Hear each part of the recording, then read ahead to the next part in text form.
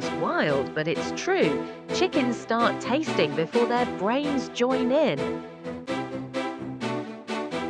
Chickens don't just taste with their tongues. They've got taste buds on the roofs of their mouths, deep in their throats, and even on their beaks. Taste receptors in the beak detect food chemicals instantly, even before the brain finishes processing it. While humans have thousands, chickens still pack up to 360 taste buds, enough to tell tasty from trashy. This quick taste power helps chickens pick out fresh greens and insects and avoid spoiled food. So next time you see a chicken pecking, remember it's already tasting.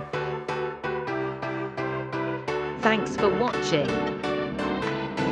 Click the like button for more feathered facts.